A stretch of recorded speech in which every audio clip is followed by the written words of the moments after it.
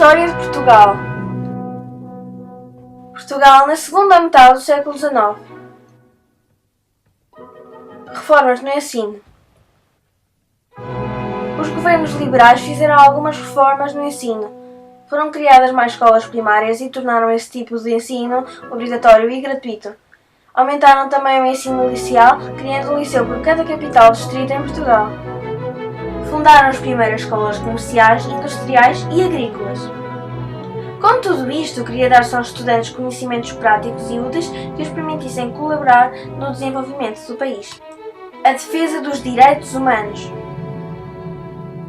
De acordo com as ideias liberais, os governos publicaram leis para pôr fim a alguns casos desumanos. 1852 – Abolição da pena de morte para os crimes políticos. 1867 – Abolição da pena de morte para os crimes civis. No mesmo ano, a extinção das rodas dos enjeitados e a sua substituição pelos hospícios. 1869 – Abolição da escravatura em todas as colónias portuguesas. O êxodo rural e a imigração. Com o aumento da população, passou a haver muitos trabalhadores desempregados. Vivendo uma vida miserável e dependendo dos donos dos campos, muitos fugiram das suas povoações e foram viver para outras localizações. A isto chamou-se êxodo rural.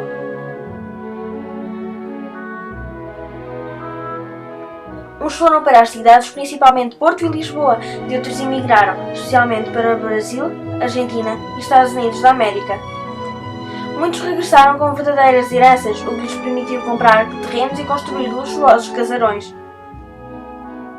A modernização das cidades. Na segunda metade do século XIX, o desenvolvimento das indústrias, dos meios de transporte e comunicação e o aumento da população contribuíram para o crescimento das cidades. As grandes cidades do país foram as que mais cresceram e que se modernizaram com novas construções. Rasgou-se avenidas, pavimentou-se ruas, criou-se passeios e arranjou-se jardins. Construiu-se novos teatros, tribunais, escolas, mercados, hotéis, pavilhões de exposições e estações de caminhos de ferro. Foi também por esta altura que se criou serviços públicos. A iluminação pública, a primeira gás e depois a eletricidade. Melhorou-se a recolha de lixo e criou-se redes de esgotos e água canalizada. Garantiu-se a segurança, criando corpos de bombeiros e policiamento de ruas. Apareceram os primeiros transportes públicos, o americano e o chora, transportando várias pessoas, tinham 4 rodas e eram puxados por cavalos. O Dona Maria II e o São Carlos, em Lisboa, e o São João no Porto eram os teatros mais luxuosos da época. Os cafés mais célebres no Porto eram o Guichard e o Águia de Ouro, e em Lisboa eram o Marrara e o Nicola. A luta do proletariado. Os operários que trabalhavam no Porto e em Lisboa tinham uma vida muito austera. Trabalhavam mais de 12 horas por dia, incluindo as mulheres e as crianças. Recebiam muito pouco dinheiro, gasto quase todo nos impostos e na alimentação. O salário que as mulheres recebiam era muito inferior ao dos homens. Esse grupo de pessoas veio a originar um novo grupo social, o proletariado. Começaram a organizar greves e associações de operários. Agrupavam-se nas ruas protestando contra os baixos salários e as péssimas condições com que trabalhavam que os seus patrões exigiam. A população começou a tomar consciência de que podia lutar pelos seus direitos. A arquitetura do ferro. A arquitetura do ferro surgiu nos finais do século XIX. Utilizando ferro como principal material de construção, permitiu a arquitetos arranjar outras soluções para construir pontes, mercados, armazéns, salas de exposições e estações de caminhos de ferro. Nesta época também surgiram edifícios inspirados em estilos mais antigos, revivalismo, utilizando materiais mais recentes e mais modernos como o cimento e o ferro. Fez-se erguer construções neogóticas e neomanuelinas, neo é igual a novo. Já a seguir, iremos mostrar-te alguns exemplos dessas construções em Portugal. A arquitetura do ferro em Portugal. Projetada pelo arquiteto José Luís Monteiro, a Estação Ferroviária do Rossio é um edifício neomanuelino inaugurado em maio de 1891. Liga Sintra ao centro da cidade de Lisboa. Em 1971 foi classificada como interesse público imóvel e é uma grande atração turística. O elevador Santa Justa é um edifício neogótico projetado pelo engenheiro Raul Meñía de Poncá em 1898 e foi inaugurado em julho de 1902. 100 anos depois, foi classificado como Monumento Nacional. Durante os seus primeiros anos funcionou a vapor, tendo passado em 1907 a funcionar por eletricidade. Aberta a 4 de novembro de 1877, a Ponte Dona Maria Pia ligava a cidade do Porto à Vila Nova de Gaia. Foi classificada em 1982 como Monumento Nacional pelo Luís Gaspar. Em 1991 foi encerrada e substituída pela Ponte São João. Aberta em outubro de 1888 e a sua construção iniciada 7 anos antes, a Ponte Luís I pesa 3.045 toneladas. Foi projetada pelo engenheiro belga Théophile Seyrig. O Palácio de Cristal foi inaugurado em 1865. Existiu no antigo campo da Torre da Marca, na freguesia de Massarelos, no Porto, em Portugal. O Palácio de Cristal original acabou por ser demolido em 1951 para dar lugar ao pavilhão Rosa Mota. Agora que já aprendeste a arquitetura do ferro, vamos passar para a próxima matéria. A questão africana e o ultimato. A questão africana e o ultimato. O povo estava descontente com o rei. A família real gastava demasiado dinheiro. Os governos liberais não melhoraram as condições de vida do povo. Os altos burgueses enriqueciam sempre mais com os lucros conseguidos no comércio, na agricultura e na indústria. Os que já eram muito pobres, operários, agricultores, entre outros, estavam ainda mais pobres. Cidadãos, como será possível vivermos desta maneira? E a população estava cada vez mais descontente com a monarquia. Ao mesmo tempo, foram surgindo outros problemas no continente africano. Os países europeus mais desenvolvidos, Inglaterra, Alemanha, França, Bélgica, já organizavam expedições à África para ocupar os territórios mais ricos em algodão, diamantes, ouro e café. Em 1884, os países interessados em África congregaram-se na Conferência de Berlim. Nessa conferência, ficou decidido que os territórios africanos pertenceriam aos países que os ocupassem efetivamente, sem pensar em quem os tivesse descoberto primeiro. Mas, para defender os interesses portugueses, em 1886 o governo apresentou aos mesmos países um mapa. Esse mapa exigia para Portugal as terras situadas entre Angola e Moçambique. Enquanto a França e a Alemanha haviam aceitado as condições impostas pelos portugueses, a Inglaterra não. Por isso, a 11 de janeiro de 1890, a Inglaterra apresentou a Portugal um ultimato. Os portugueses desocupavam imediatamente os territórios situados entre Angola e Moçambique, ou os ingleses declaravam guerra a Portugal. O governo português encontrou-se obrigado a aceitar o ultimato, o que causou muitos protestos de descontentamento. Por esta altura começou a achar-se que a forma de governo em Portugal devia ser substituída por uma república e que à frente do país não devia estar um rei, mas sim um presidente eleito pelo povo. A 31 de janeiro de 1891 aconteceu a primeira revolta contra a monarquia, no Porto. Mas a guarda municipal, do lado da monarquia, matou os revoltosos. Infelizmente, o número de mortos foi grande. O regicídio de 1908. No dia 1 de fevereiro de 1908, dá-se um atentado contra a monarquia e contra a família real, na Praça do Comércio, em Lisboa. No atentado, morrem o rei Dom Carlos e o príncipe herdeiro Luís Filipe. Já a seguir, terás mais pormenores sobre o regicídio de 1908.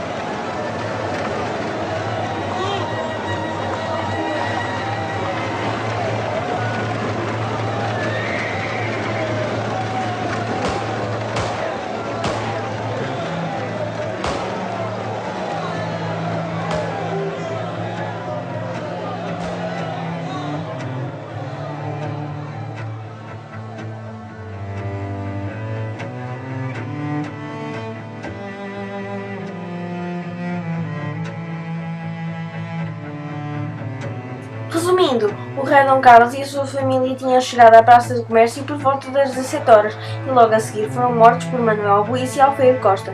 Os regicidas foram presos e mortos pelos guardas reais. Além disso, feriram Dom Manuel num braço, que com sua mãe foi verificar a morte de seu pai e do seu irmão.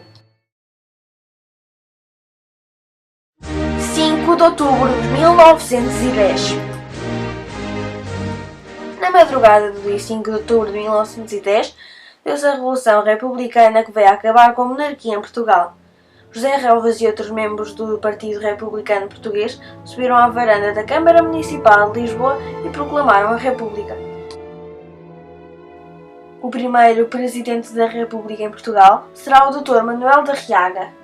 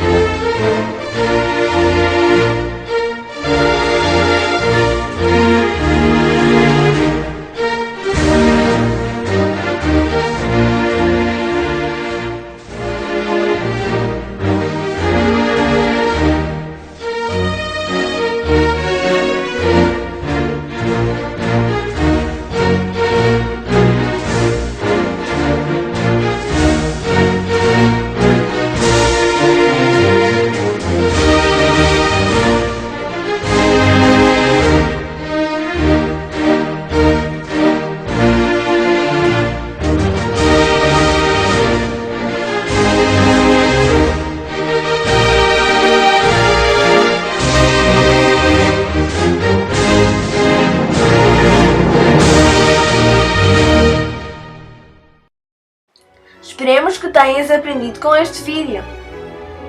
Trouxemos-te uma surpresa. Estivemos a decidir o que poderíamos pôr no final do vídeo para o tornar mais alegre, mais apelativo, melhor. Decidimos fazer um quiz sobre esta matéria. Quiz. Não te esqueças, só tens 20 segundos para responder. Para desenvolver o ensino, que medidas foram tomadas pelos governos liberais?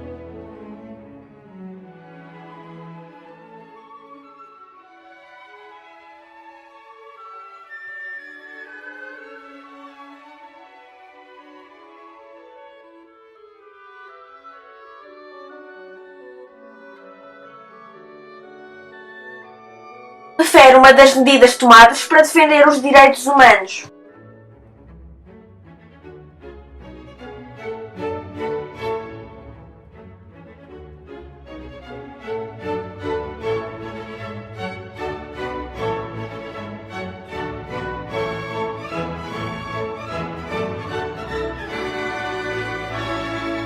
Quais foram os destinos mais selecionados para a imigração?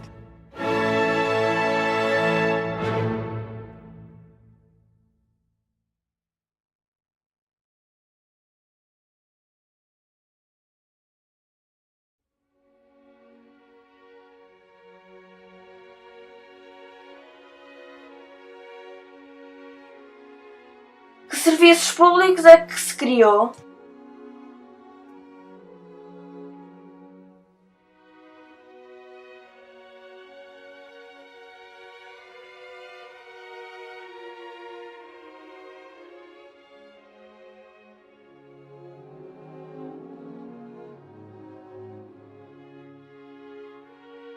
Eram os teatros mais luxuosos da época e os cafés?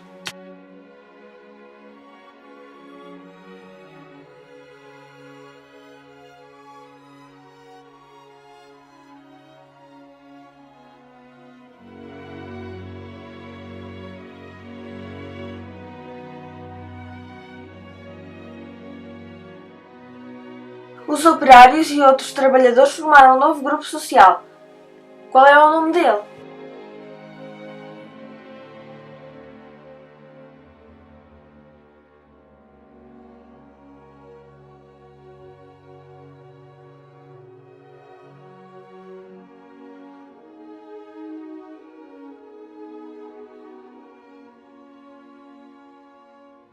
O que é o revivalismo?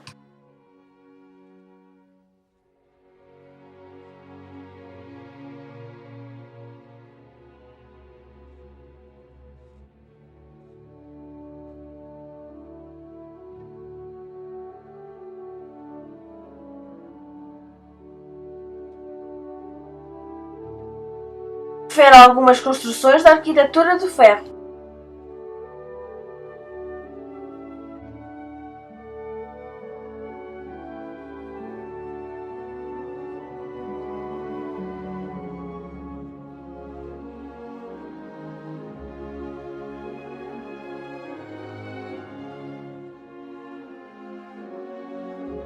Explica por palavras tuas o que foram a questão africana e o ultimato.